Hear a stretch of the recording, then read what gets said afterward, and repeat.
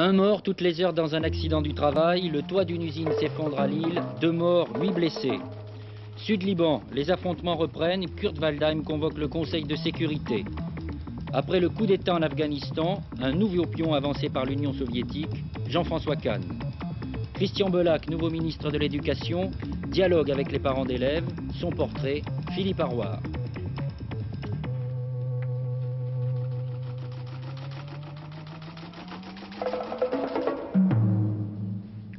Mesdames, Messieurs, bonsoir. C'est un procès exemplaire qui s'est ouvert aujourd'hui aux assises des Bouches-du-Rhône. Exemplaire parce qu'il s'agit de viol et que le viol, jusqu'alors, se traitait presque toujours en correctionnel.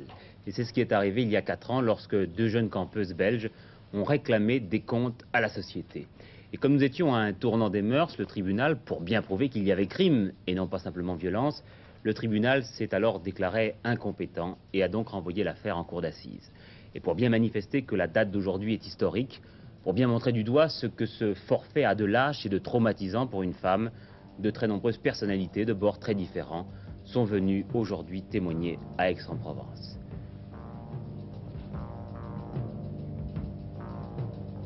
Un autre procès exemplaire, celui-là se déroule aux États-Unis. La mère d'une petite fille, torturée par 4 adolescentes, s'est retournée contre les 3 grandes chaînes de télévision locales, à qui elle reproche d'avoir favorisé ce genre de violence en diffusant une série très suggestive dans laquelle on retrouve très précisément ce qu'ont fait ces jeunes filles. Ce n'est plus un accident du travail, c'est une véritable catastrophe. 2 morts, 8 blessés, dont certains gravement atteints. C'est le bilan d'un accident ce matin à Lambersart, dans la banlieue de Lille. Le toit d'une usine s'est effondré sur des ouvriers. Il a fallu plus de 2 heures aux sauveteurs pour dégager des décombres les victimes de cet accident. Une vingtaine d'employés se trouvaient à l'intérieur de l'atelier de fabrication de cette entreprise de produits alimentaires lorsqu'une dalle en béton de 200 mètres carrés s'est abattue sur eux. 10 ouvriers ont été bloqués par l'effondrement des poutres métalliques et des blocs de ciment. 2 d'entre eux ont été tués. Le problème, ça a été de soulever ces matériaux pour dégager les victimes. Et ça, étant donné le côté inaccessible aux véhicules de levage, on a dû procéder uniquement au travail à la main. La dalle avec des vérins, comme on la peut dalle a lâché d'un coup, elle n'a pas prévenu. Les points d'ancrage ont lâché tous en même temps. Il n'y a aucun problème de retenue. Tout est descendu. Quant à savoir la cause, c'est un peu étonnant. Selon les premiers éléments de l'enquête, ce sont les piliers supportant la toiture qui auraient cédé. L'atelier avait été construit avant la dernière guerre. La dalle, d'une épaisseur de 20 cm, avait subi récemment un examen d'étanchéité. Les spécialistes n'avaient rien décelé d'anormal. Des socialistes pourraient accompagner le chef de l'État lors de son voyage à l'ONU le 26 mai. C'est Charles Hernu qui l'a dit tout à l'heure sur France Inter et qui prouve ainsi que les conversations sont très engagées. D'ailleurs, Valéry Giscard d'Estaing s'entretiendra la semaine prochaine avec les parlementaires de 4 grandes formations de l'Assemblée de ces problèmes du désarmement. L'UDF donc, le RPR, mais aussi le PS et le PC. Gaston Defferre se dit d'accord sur le principe, à la condition que le rôle du député socialiste qui accompagnera le président de la République ne soit pas simplement passif. Triste lendemain de fête aujourd'hui à Paris. Le 1er mai a été marqué par des violences dont nous vous avons parlé hier soir et on a fait les comptes ce matin. 83 vitrines brisées, 48 interpellations, 8 gardes à vue, 2 arrestations fermes, sans compter un certain nombre de véhicules endommagés. Responsables, ceux que l'on appelle parfois commodément les autonomes ou bien les incontrôlés. Je pense que nous aurons l'occasion d'essayer de cerner les motivations de ces jeunes gens que l'on connaît mal et qui fêtent à leur manière le 10e anniversaire de mai 68, le thème de nos dossiers de l'écran tout de suite après le journal. Un 1er mai marqué par ailleurs par de sérieuses failles dans le front syndical CGT-CFDT. Edmond Maire ne défilait pas à Paris, nous vous l'avons dit. Georges Ségui s'en était quelque peu offusqué. Et le secrétaire général de la CFDT vient de lui répliquer qu'il valait mieux se reposer un 1er mai que d'être absent au grand rendez-vous de l'histoire. Edmond Maire qui a surtout insisté sur la nécessaire indépendance du mouvement syndical. Il faut cesser de dire que le changement politique, c'est un préalable à toute amélioration de la situation des travailleurs. Il faut combattre cette idée pernicieuse. L'action syndicale peut obtenir des résultats. Il faut partir au plus près de ce que veulent les gens, dans l'entreprise, dans le quartier, saisir les revendications bien voir où on peut les négocier, où on peut les régler, les décider, dans l'entreprise, dans la branche, au plan national, et régler le plus possible de problèmes en obtenant des résultats, même partiels, à condition qu'ils aient bien un sens positif pour les gens. C'est-à-dire, au fond, améliorer la situation des travailleurs en redonnant confiance dans l'action syndicale. Vous allez rencontrer demain le CNPF. Est-ce que cela veut dire que les négociations, pour l'essentiel, se dérouleront d'état-major à état-major? Les négociations passent bien sûr par des délégations qui seront confédérales, le plus souvent, et nous le voulons surtout, dans les chambres patronales, donc les fédérations syndicales et les patrons de chaque branche, mais cette négociation ne pourra donner des résultats que si elle s'appuie sur une mobilisation, sur une pression, si les travailleurs dans les entreprises sentent bien ce que veulent obtenir les responsables syndicaux, ce qu'il faut faire pour les appuyer, pour faire en sorte qu'il y ait des résultats. Sur quels résultats précis peuvent déboucher ces négociations? Eh bien, nous voulons des minima professionnels dans chaque branche nettement supérieurs au SMIC, réduire la durée du travail, les 40 heures, la 5e équipe pour les travailleurs postés, la 5e semaine de congés payés, la suppression du salaire au rendement, et le droit pour les travailleurs d'intervenir, de discuter de leurs conditions de travail. Voilà un ensemble où on pourrait arriver à des résultats avant les vacances. Edmond Maire est revenu aussi sur la lettre que lui a adressée Raymond Barre et a regretté que le SMIC ne fasse pas l'objet d'une concertation. La hausse du SMIC a été étudiée ce matin par la Commission supérieure des conventions collectives. On en connaîtra le chiffre exact demain, à l'issue du Conseil des ministres. Social toujours, le tribunal de commerce de Marseille a prononcé aujourd'hui la liquidation des biens du groupe Terrain, l'un des ensembles les plus importants de réparation navale en France. Le groupe emploie plus de 4000 personnes et en fait vivre à peu près autant par le biais des entreprises sous-traitantes. Les ouvriers occupent, vous le voyez, l'entreprise depuis la semaine dernière. Il faut dire que les chantiers navals font partie des 3 ou 4 grands secteurs de l'économie française qui ne marchent pas bien en ce moment. La période des soins préventifs est terminée. On en est maintenant à la chirurgie à chaud. Premier malade, la sidérurgie. Le fleuron de l'industrie lourde d'avant-guerre est devenu un gouffre inquiétant. La compétitivité, mauvaise. La tonne d'acier française est l'une des plus chères à fabriquer d'Europe. Et puis la crise mondiale qui fait fléchir la demande. Enfin, les importations à bas prix des pays tiers, malgré les récentes mesures protectionnistes, continuent à peser lourd. Résultat, des pertes gigantesques. Usinor a perdu 2 milliards lourds l'an dernier. L'ensemble de la sidérurgie française n'arrive même plus à payer les intérêts de ces énormes dettes.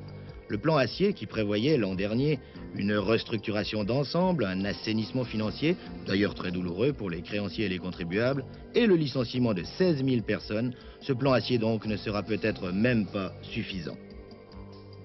Deuxième malade, le textile. Dans les synthétiques, dans la laine, dans le coton, comme chez Boussac par exemple, les fermetures d'établissements avec leur cortège de licenciements sont si nombreux que la gravité de la situation apparaît aux yeux de tous. Les causes, comme partout, importation en masse des pays à bas salaire, mais aussi mauvaise rentabilité et surtout surcapacité, c'est-à-dire on fabrique trop par rapport aux besoins réels. Le tableau est toutefois un peu moins dramatique que celui de la sidérurgie. Le textile français a encore des atouts. Notamment, il exporte de plus en plus, le tiers de sa production. Et la rentabilité peut, elle aussi, être améliorée, surtout si l'État révise une réglementation des prix dénoncée de toutes parts. Mais la surcapacité de production demeure et on voit mal comment la réduire sans réduire aussi l'emploi. Troisième malade, la construction navale. Secteur plus petit que les deux précédents, moins de 30 000 salariés. Mais il est, lui, menacé dans sa totalité. On a trop construit, des pétroliers surtout, que la crise de 73 a laissé dans leur parking, les fjords de Norvège, avant d'avoir servi. Les acheteurs se font rares. Même les Japonais, qui voici peu inondaient le monde entier de leurs navires, sont pris à leur propre piège et leur chantier naval licencie à tout va. En France, aucune relance prévisible avant 4 ou 5 ans. C'est la disparition certaine de nombreux chantiers. Seul espoir pour une forte proportion des salariés, le recyclage dans la chaudronnerie lourde et le nucléaire.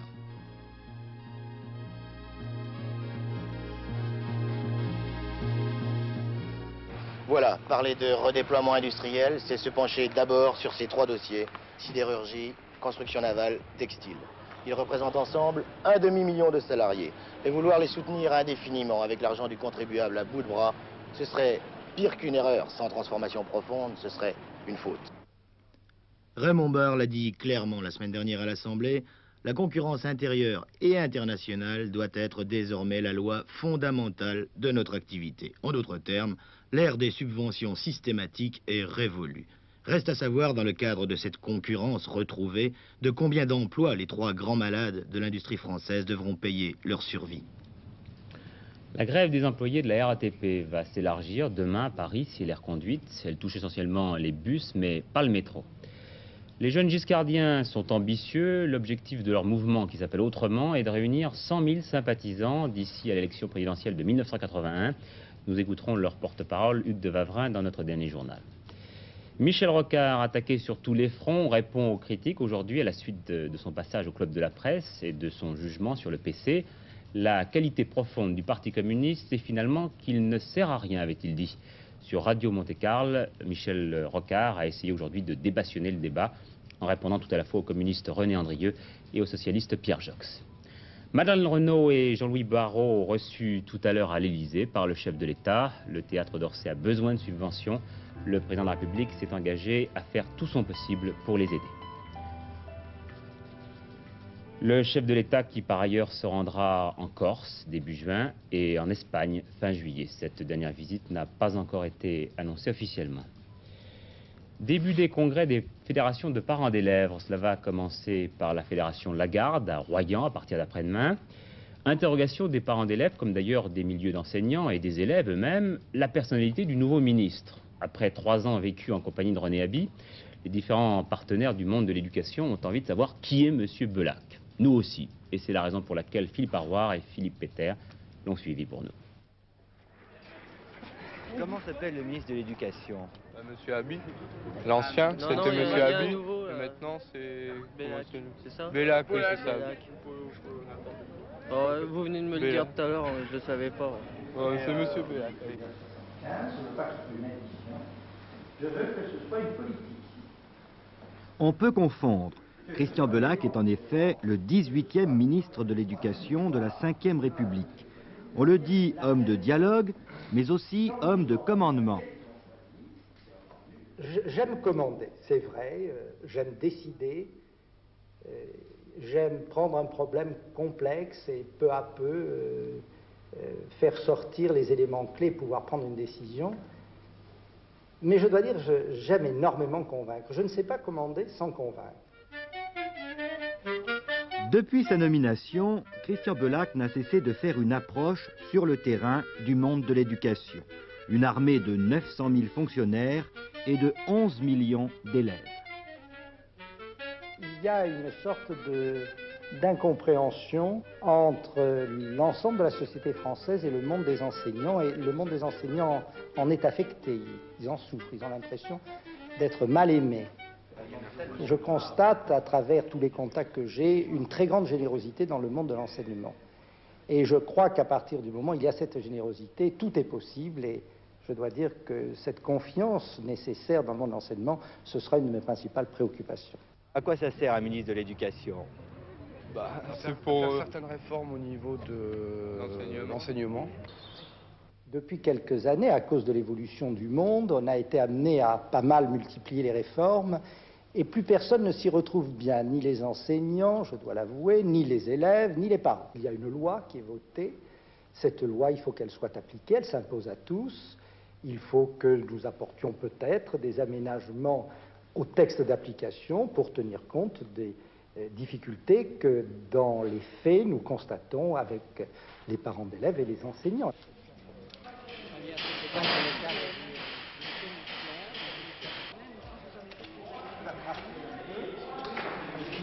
Numéro 2 à la Régie Renault, Christian Belac a été un chef d'entreprise remarqué. Ministre du Travail, un de ses principaux soucis a été de trouver un emploi aux jeunes. Est-ce à dire qu'il sera surtout le ministre de l'emploi des jeunes? Son rôle serait alors singulièrement restreint. Réussir sa vie, bien sûr, c'est en particulier réussir sa vie professionnelle. Mais ce n'est pas que ça. Et qu'est-ce que vous attendez, vous, du ministre de l'Éducation? Faire un ensemble de cours qui soient moins superficiels et qui attaquent plus la préparation des études futures. Une de mes fonctions importantes, ce sera de rapprocher à nouveau le monde de l'éducation et la société française et de redonner à l'enseignement, au monde de l'enseignement, la place prestigieuse qui a été la sienne et qui devrait devenir la sienne, redevenir la sienne, je dirais presque la première. Nouveau venu dans le monde complexe de l'éducation, M. Belac commence donc à dessiner les grands principes de son action. Il se donne encore quelques jours avant de sceller sa politique. Ses premiers contacts se sont déroulés dans un climat détendu, ce qui ne s'était pas vu depuis longtemps. Alors, comme dirait un prof, bon début, mais l'année scolaire est difficile. Un Chinois à Paris, M. Cumu, il est vice-premier ministre, il est arrivé aujourd'hui en France pour une visite de 10 jours. C'est le dirigeant chinois du rang le plus élevé à venir à Paris depuis la visite de Deng Xiaoping il y a 3 ans. Visite à caractère essentiellement économique. La Chine désire en effet importer les techniques de pointe utilisées par les industries occidentales. M. Cumu accueilli par Raymond Barre à son arrivée.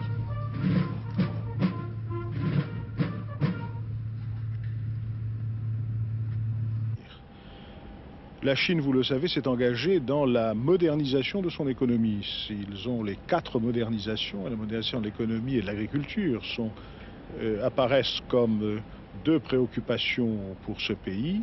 Nous sommes en mesure de lui apporter une aide et c'est ce que nous allons étudier ensemble. Et puis toujours à Pékin, cette déclaration du chef d'état-major britannique, déclaration jugée quelque peu intempestive ou en tout cas maladroite. Nous avons tous deux à notre porte un ennemi dont la capitale est Moscou, a dit sans embâche Sir Neil Cameron. Argentine, le président du parti radical, arrêté hier soir en compagnie de plusieurs de ses amis, Ricardo Balbín, a 74 ans. Au Liban maintenant, la situation devient franchement malsaine au moment même où se réunissent à New York les membres du Conseil de sécurité. Les Palestiniens s'en prennent très nettement au casque bleu. Ils ont bombardé tout à l'heure une caserne des forces de l'ONU. On dit même qu'il y aurait des blessés parmi les Français. D'autres accrochages ont opposé la nuit dernière Palestiniens et casque bleu français. Alors pour mieux comprendre la situation et les positions des uns et des autres, nous allons suivre avec notre envoyé spécial Henri Gallet la difficile mission des casques bleus français.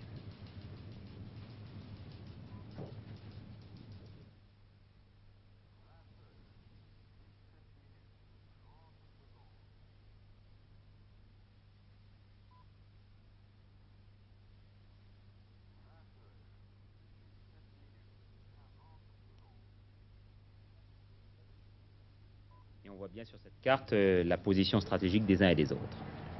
Au Liban, aujourd'hui, tout le monde contrôle tout le monde. Dans ce pays, on ne compte pas moins de 12 fractions armées différentes, la plus importante restant la fraction palestinienne, de 10 à 20 000 hommes.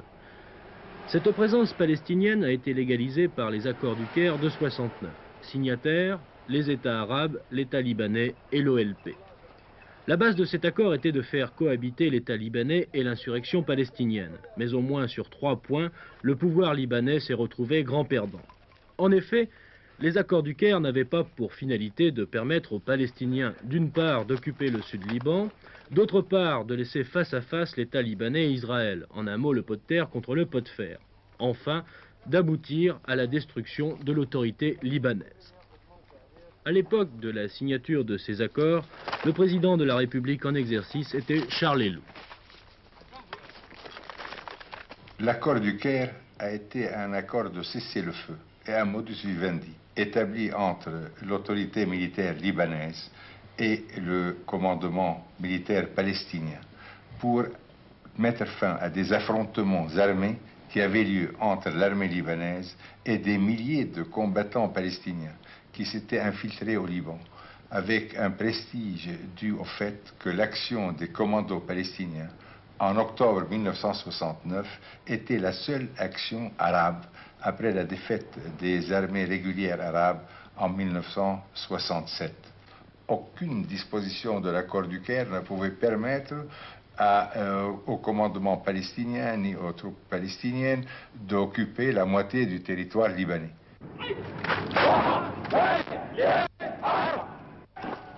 En 1975, avant la guerre civile, l'armée libanaise comptait 18 000 hommes. Pendant 12 mois, ces militaires sont restés consignés dans leurs casernes. Le pouvoir politique en place, partagé entre chrétiens et musulmans pro-palestiniens, ne se décidant pas à les faire intervenir.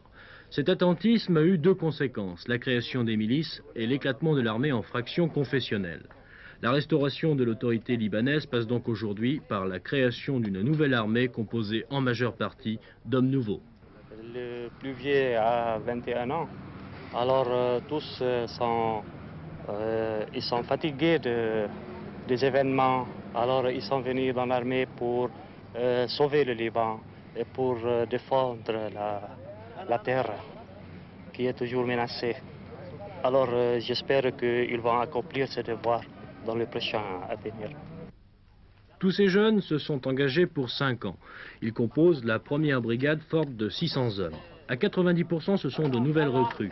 Et pour éviter tout problème d'ordre politique ou religieux, le commandement a décidé d'installer ces jeunes militaires à l'écart, sous détente, le plus loin possible des casernes où l'on trouve encore des fractions dissidentes de l'ancienne armée du Liban. C'est une armée de métier. Tous ces gens sont des volontaires. En ce qui concerne les précautions, il y a un comité spécial pour le recrutement qui travaille dans ce domaine avec certainement la branche intéressée au 2e bureau militaire. Une fois ces gens arrivent chez nous, ils sont tout à fait impartials, intacts. Que fera-t-on de cette nouvelle armée? Cela revient à poser le problème de la présence palestinienne armée au sud Liban, donc des accords du Caire. Les Palestiniens n'ont rien à gagner dans une révision de ces accords, les États arabes non plus. Alors aux Libanais de se débrouiller sur place avec cette présence, jugée ici de plus en plus encombrante. Proche-Orient, par ailleurs, il y a une curieuse redistribution des cartes. Anwar el-Sadat comme Jimmy Carter ont tenu des propos un peu déconcertants.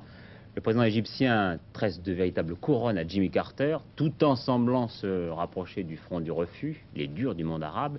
Et pendant ce temps, le président Carter, lui, applaudit des deux mains Menahem Begin. Bref, on a un peu de mal à suivre. Surprenant en effet, c'est en termes très chaleureux que le président Sadat, qui prononçait un discours à Soubra al-Khaïma, a parlé du président Carter en disant de lui qu'il joue aujourd'hui un rôle historique en faveur de la paix au Moyen-Orient.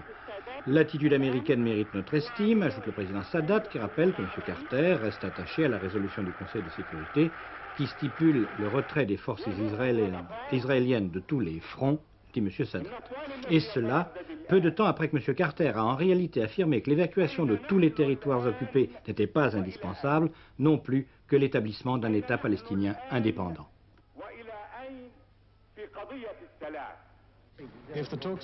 Et M. Carter devait aller bien au-delà dans la gamme des propos agréables à entendre pour M. Begin en le recevant à Washington, en même temps que 500 rabbins et personnalités religieuses juives, invités à une vaste garden party à l'occasion du 30e anniversaire de l'État d'Israël. M. Carter a réaffirmé ce qu'il a appelé l'engagement total et absolu des États-Unis envers la sécurité d'Israël et promis que son pays resterait aux côtés de l'État juif, non pas seulement pendant encore 30 ans, mais pour toujours. On comprend le ravissement de M. Begin, qui a dit « c'est l'une des plus grandes déclarations morales jamais entendues ». Et je dois vous rappeler que notre magazine Question de Temps commémorera demain le 30e anniversaire de la naissance d'Israël avec d'étonnantes archives de 1947 sur l'exode des Juifs d'Europe vers la Palestine et avec une interview du Premier ministre Menahem Begin par Paul Nain. Animation de la soirée, Jean-Pierre Elkabbach. Afghanistan, premier pays à reconnaître le gouvernement issu du coup d'État, l'URSS. C'est facile à comprendre, le régime est dirigé par l'ancien responsable d'un parti communiste pro-soviétique clandestin. Et c'est Jean-François Kahn, un pion de plus sur l'échiquier soviétique dans le monde. Apparemment, en effet, on pourrait penser qu'un coup d'État militaire, même pro-communiste en Afghanistan, ce petit pays de structure d'ailleurs tout à fait féodale, qui est un pays très très beau, mais structure tout à fait féodale, bon, on pourrait penser que c'est quand même un événement secondaire. Mais effectivement, quand on place ça dans un contexte géographique, oui. Alors là, on fait une constatation tout à fait surprenante. Rappelez-vous, en 1975, les derniers Américains quittaient le Vietnam, il y a 3 ans. Bien. Depuis, le Vietnam est devenu communiste. Le Cambodge a choisi un autre communiste, différent, mais enfin, il est devenu aussi communiste. Le Laos s'est donné un régime de type communiste. Ensuite, il y a eu le processus de la décolonisation portugaise, qui a permis au Mozambique, à la Guinée-Bissau, puis à l'Angola, après une guerre civile très difficile, très âpre, de se doter également de régimes qui se réclament du marxisme et même du marxisme-léninisme. Puis, coup d'État en Éthiopie, et après une période confuse, on a vu surgir un groupe de militaires qui aussi se réclament du marxisme-léninisme et qui ont même réussi à triompher d'une guerre non déclarée avec la Somalie. Et enfin, l'Afghanistan, coup d'État, et vous l'avez dit, on voit apparaître un responsable d'un parti communiste clandestin. Et tout cela en moins de 3 ans. Comptez, ça fait 8. Ça fait 8, et si on ajoute Madagascar, l'ancien Dahomey qu'on appelle le Bénin, et même les Seychelles, qui se sont également dotés de régimes socialistes radicaux, ça fait même 11 pays. Alors c'est assez surprenant, parce que il y a 15 ans, il y a 20 ans, les Américains seraient intervenus, comme ils l'ont fait en Corée ou ailleurs, militairement, pour beaucoup moins que ça. Alors, il faut en déduire qu'il y a un changement d'optique de la politique américaine et qu'aujourd'hui, peut-être, les Américains considèrent que le véritable enjeu Est-Ouest se joue sur le plan technologique et économique et non pas en Angola et en Éthiopie. Voilà, Jean-François Kahn qui vient d'écrire un livre qui n'a pas beaucoup de rapport avec l'Afghanistan, mais qui se lit d'une traite. On prend les mêmes et on recommence. Il s'agit de la campagne électorale en France. Et ce n'est pas, disons, un livre très tendre. Les suites de la catastrophe de l'Amoco-Cadiz, la commission d'enquête sénatoriale a d'ores et déjà élu son président, le centriste André Colin, rapporteur, le giscardien Jean-Marie Giraud. L'Assemblée va également créer une commission d'enquête. Un attentat à l'explosif cette nuit à Lorient contre la Shell France. Aucun blessé, mais les dégâts sont importants. C'est le deuxième attentat contre des bâtiments de la Shell en Bretagne. Il est difficile de ne pas voir de rapport avec la marée noire. Encore des initiatives généreuses au profit des sinistrés, Ainsi, l'équipe de football de Morlaix qui organise après-demain un grand match entre l'Union des artistes avec Adamo, Claude Brasseur et compagnie contre les vétérans du stade morlaisien. Jeudi donc, 17h à Morlaix. Voilà qui nous amène tout doucement à la grosse actualité de la soirée, c'est-à-dire la dernière journée du championnat de France de football. Soirée très indécise puisque Monaco comme Nantes peuvent être champions de France. Monaco qui reçoit ce soir Bastia et qui ne va pas être à la fête, si j'en crois ces images du match de dimanche, Bastia-Saint-Étienne. Bastia qui a imposé sa loi dimanche soir à Saint-Étienne avec des buts de Caz, De Zerbi, Grimaud et Rep. Et ce soir, l'arbitre du duel Monaco-Nantes pour l'attribution du titre de champion de France 1978. Face à Monaco, les Bastiais veulent en effet effacer les traces d'une défaite sur leur terrain au match aller. Et dans l'euphorie de la Coupe de l'UEFA et de la victoire fracassante contre Saint-Étienne, ils sont capables de tous les exploits. Ce serait alors, à condition que Nantes l'emporte sur Nice au même moment, la conclusion malheureuse pour Monaco d'une brillante saison. Du côté nantais, les choses ne paraissent pas non plus très faciles. Nice est peut-être une équipe sur le déclin, mais elle reste quand même une formation capable du meilleur. En résumé, ce soir, Monaco est champion de France s'il gagne, et quel que soit le résultat de Nantes. Il est encore champion s'il fait match nul et que Nantes ne bat pas Nice par plus de 3 buts d'écart, mais il n'est que vice-champion s'il est battu et que Nantes gagne. A noter que dans le bas du classement, Lens-Reims et Nîmes-Lyon permettront de savoir qui de Lens et de Nîmes accompagnera Troyes et Rouen en 2e division.